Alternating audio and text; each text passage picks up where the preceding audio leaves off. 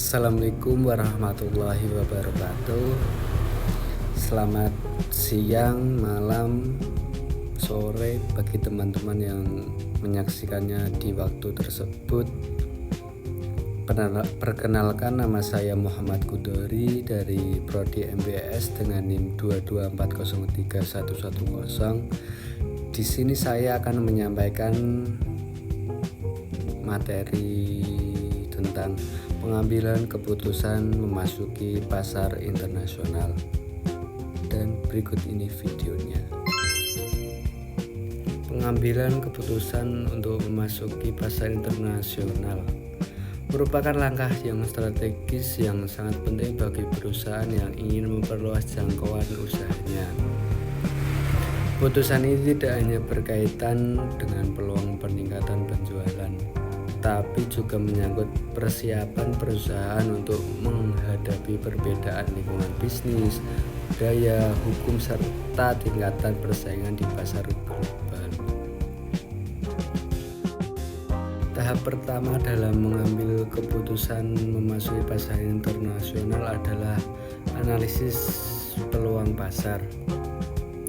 Perusahaan perlu mengidentifikasi negara atau wilayah yang memiliki potensi permintaan terhadap produk atau jasa yang ditawarkan.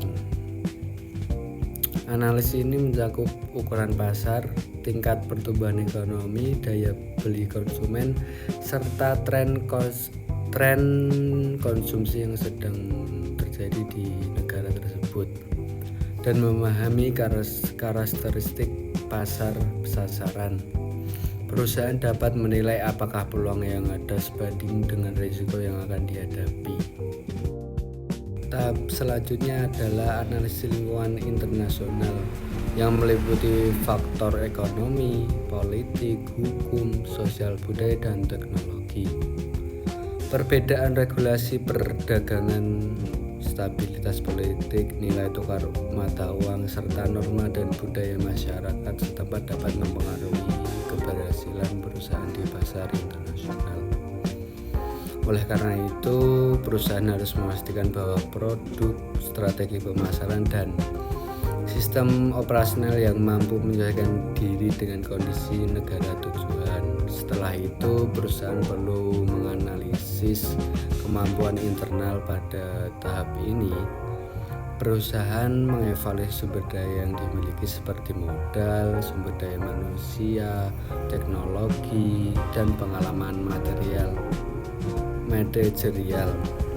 Tidak semua perusahaan memiliki kesiapan yang sama untuk beroperasi di pasar internasional. Perusahaan yang memiliki keterbatasan sumber daya perlu mempertimbangkan strategi masuk pasar yang berisiko rendah. Tahap berikutnya adalah penentuan metode masuk pasar internasional. Terdapat beberapa alternatif yang dapat dipilih, antara lain explore, lisensi, waralaba, joint venture, dan pendidikan anak perusahaan di luar negeri. Setiap metode memiliki tingkat resiko, kontrol, dan kebutuhan investasi yang berbeda. Pemilihan metode masuk pasar harus disesuaikan dengan tujuan perusahaan, tingkat resiko yang dapat ditoleransi, serta karakteristik pasar sasaran. Tahap terakhir adalah pengambilan keputusan dan evaluasi berkelanjutan. Setelah perusahaan memutuskan untuk memasuki pasar internasional, diperlukan pemantauan dan evaluasi terus-menerus terhadap kinerja perusahaan di pasar tersebut. Evaluasi ini bertujuan untuk mengetahui apakah strategi yang diterapkan sudah efektif atau perlu dilakukan penyesuaian agar perusahaan dapat bertahan dan berkembang di pasar global. Dengan demikian, pengambilan keputusan memasuki pasar internasional harus dilakukan secara sistematis dan matang. Keputusan yang tepat akan membantu perusahaan memanfaatkan peluang global sekaligus meminimalkan resiko yang mungkin timbul.